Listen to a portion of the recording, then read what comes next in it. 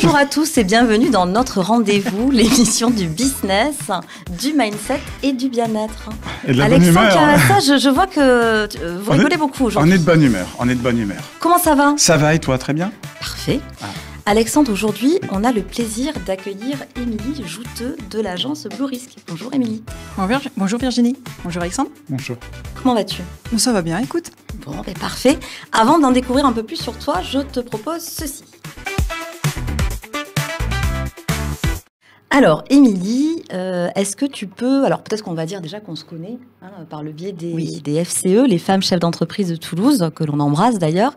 Est-ce que tu pourrais un petit peu nous expliquer ton activité? Je crois que ça parle d'impayés de mémoire. Oui, j'ai fondé en 2020 en fait l'agence Blue Risk, qui est une agence spécialisée dans la gestion des impayés et qui donc accompagne les entreprises françaises en effet sur l'anticipation, la sécurisation la sécurité. 1, 2, 3. Sur sécuriser la trésorerie, en effet, anticiper les impayés au sein des entreprises et mettre en place les stratégies tout autour du client et des impayés potentiels. D'accord. Donc anticiper, mais aussi quand la dette est là, essayer d'aller récupérer en fait. Tout à fait. En effet, donc je suis aussi agence de recouvrement. Qui est une activité réglementée, donc pour lequel en fait on doit produire une déclaration auprès du procureur de la République du tribunal judiciaire, donc moi en l'occurrence de Toulouse, et dans cette déclaration on doit donc également justifier d'un compte ouvert, un compte bancaire ouvert et dédié à la réception de fonds pour autrui, ainsi qu'une assurance professionnelle.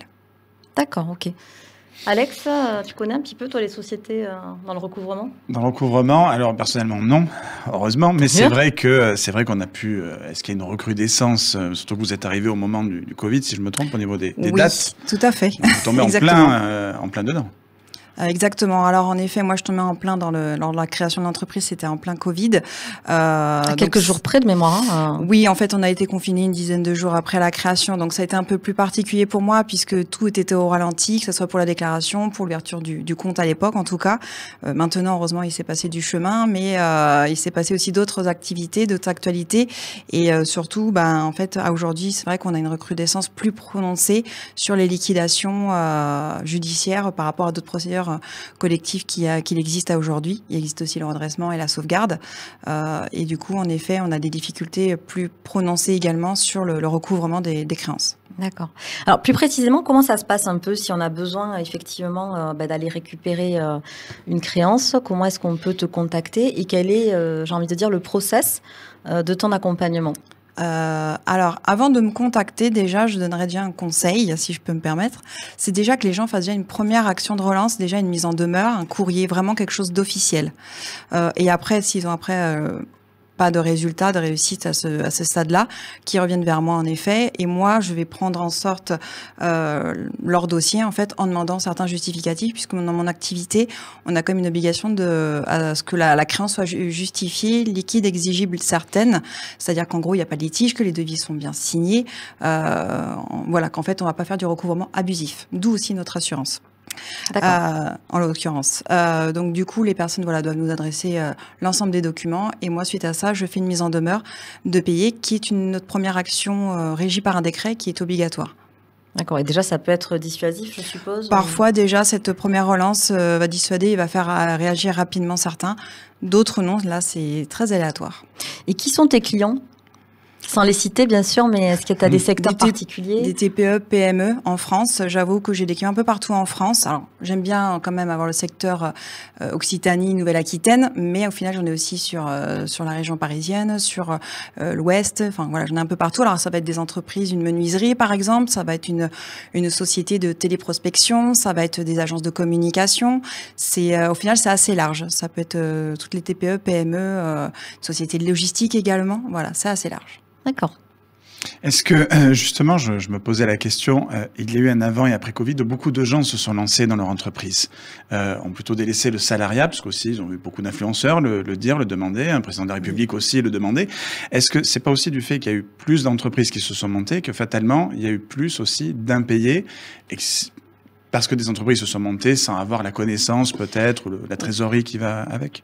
Oui, sur les petites structures vraiment micro-entreprises ou entrepreneurs, il y a eu en effet une grosse recrudescence, avec aussi les formes SASU éventuellement. Oui, ça en fait partie. Certains sont partis avec en effet une belle promotion d'être à son compte, que c'est magnifique. Au final, être à son compte, il y a quand même tout un contexte autre en fait à côté. Il faut comme gérer sa vie pro-perso, il faut gérer une partie toute administrative. En effet, il faut gérer également sa trésorerie. Et en plus, en plein milieu d'une crise. Et en plein milieu d'une crise. Alors certains en ont vu une opportunité puisqu'ils ont dû se former et puis après derrière ils ont lâché le salariat et grâce à je sais pas une rupture conventionnelle ils ont eu droit aux aides pour créer leur entreprise. C'est un peu souvent le cas. Finalement oui ça a fait plutôt démarrer un marché plutôt fébrile et faible, enfin et assez fragile. Ouais. Je trouve. Est-ce que tu saurais nous dire, Émilie, c'est une question qui me vient comme ça, combien est-ce que tu as récupéré d'euros? Alors là, ça va faire 5 ans. J'arrive à bientôt à peu près 1 million, on va dire, en chiffre d'affaires recouvré pour mes clients. D'accord. Et à peu près une petite centaine de clients. D'accord. Et est-ce qu'il y a, ça aussi c'est une question que je me pose, est-ce qu'il y a un costume d'un mauvais payeur? Est-ce qu'on peut dire que ce sont des structures en difficulté ou pas forcément? Est-ce que c'est des patrons, peu rigoureux? Tu vois, il y a plusieurs costumes. Alors, déjà, moi, je dis pas mauvais payeur, je dis mauvais comportement. Pour moi, c'est un comportement, en fait, souvent. Il y a des entreprises qui tiennent vraiment à bien respecter leurs fournisseurs. D'autres, ils ont un comportement où ça va être une stratégie ou une volonté. Le plus beau costume, moi en tout cas, que j'ai pu constater, c'est celui qui a vraiment la trésorerie, qui va jouer la carte de la mauvaise foi à fond et au final qui va apprécier en fait presque plutôt de se faire saisir sur les comptes, quitte à ce que sa facture au final double presque au total avec tous les frais, les dépenses qui sont mis à sa charge, que d'au final de payer sa facture en temps et en heure. Parce qu'en fait, on va dire une bêtise, sur 100 fournisseurs à qui il va faire ça, il va y en avoir la réalité que 5-10% à peine qui vont vraiment aller jusqu'aux démarches de faire le recouvrement forcé et d'aller jusqu'à une saisie. Donc au final, même si ça lui coûte plus cher, sur le pourcentage restant qui n'aura pas été jusqu'au bout de la démarche, il est toujours gagnant. Donc ça, c'est en effet le pire mauvais comportement de paiement que j'ai pu constater. Et puis après, donc c'est pas forcément, pardon, je te coupe, c'est pas forcément en effet une grosse structure ou le petit artisan du coin. Ça peut être une belle structure, électricien, chauffagiste par exemple. Je ne citerai pas. Mais... Et puis après, je ne sais pas ce que tu en penses, Alex, mais il y a aussi le fait d'entreprises peu scrupuleuses qui plombent des entreprises.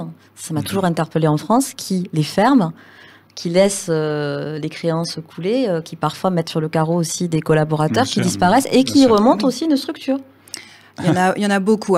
Suite au PGE, il y en a beaucoup en effet qui ont planté, ils ont pris ce qu'ils avaient à prendre. Au passage, peut-être qu'ils sont rachetés une jolie voiture ou autre. Il y en a certains qui l'ont fait.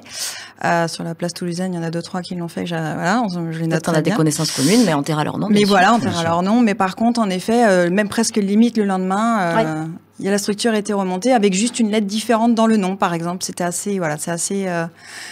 Je sais pas. Alors, les banques, par contre, pour avoir échangé avec quelques conseillers bancaires à ce sujet quand même, parce que c'est quelque chose aussi, moi, qui m'interpelle, certains, quand même, le notent et le regardent énormément quand ils ouvrent les comptes. Donc, peut-être que certains ne le regardent pas plus que ça, mais il y en a quand même certaines banques et certains conseillers pros qui sont quand même sensibles. Justement. En plus, généralement, ils font de la cavalerie financière aussi. Il y a une cavalerie, il y a tout un montage par structure qui détient telle structure. Alors, des fois, c'est une volonté fiscale ou autre, bien entendu. Mais en effet, il y en a d'autres où c'est aussi une volonté pour pouvoir être plus facilement planté, radié. Et quand on regarde l'historique des sociétés qu'ils ont pu avoir dans le temps, on voit qu'ils plantent régulièrement. Bon. Et t'as toujours voulu faire ça, toi, aller chercher des impayés depuis toute petite Alors, j'ai quand même un caractère assez tenace, assez déterminé.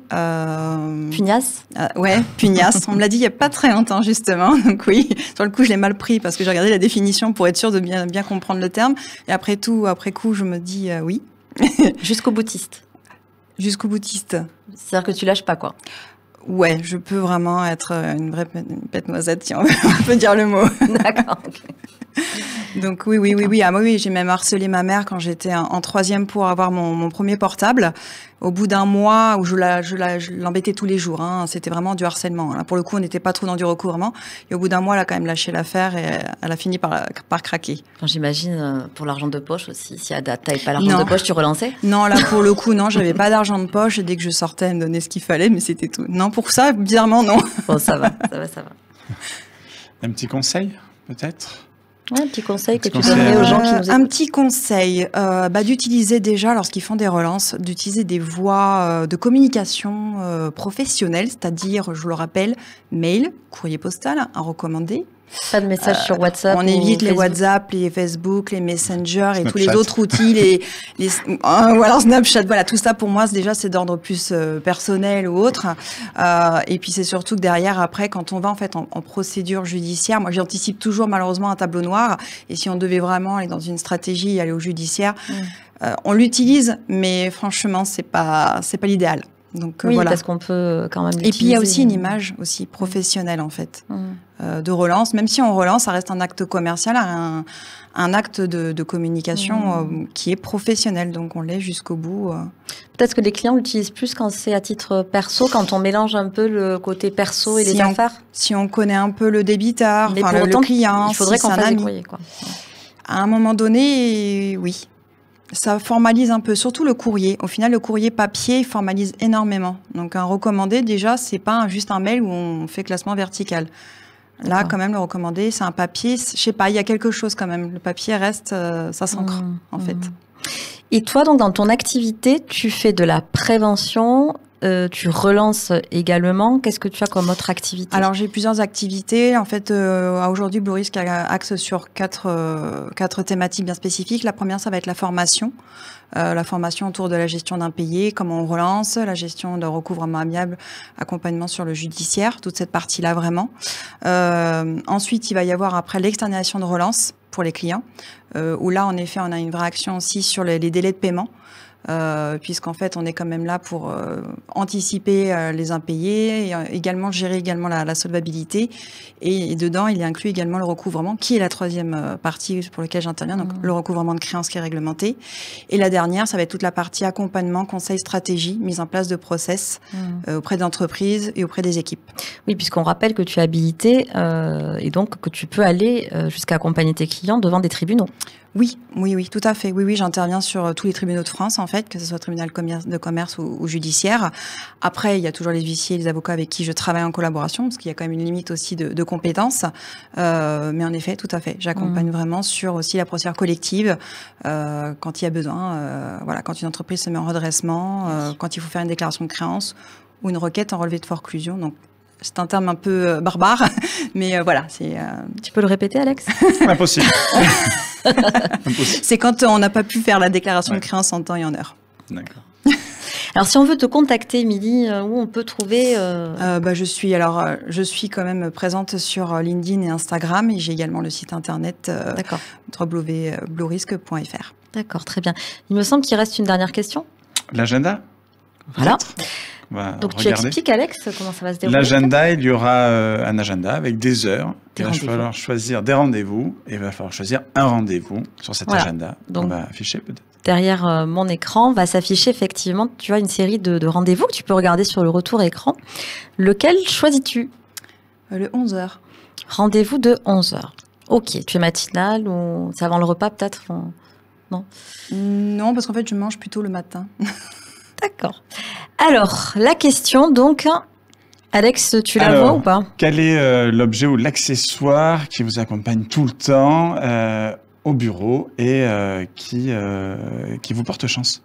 Alors, je ne sais pas s'il me porte chance, mais j'ai toujours mon petit collier sur moi et ma bague également, qui est ma bague que ma mère m'a offert pour mes 30 ans.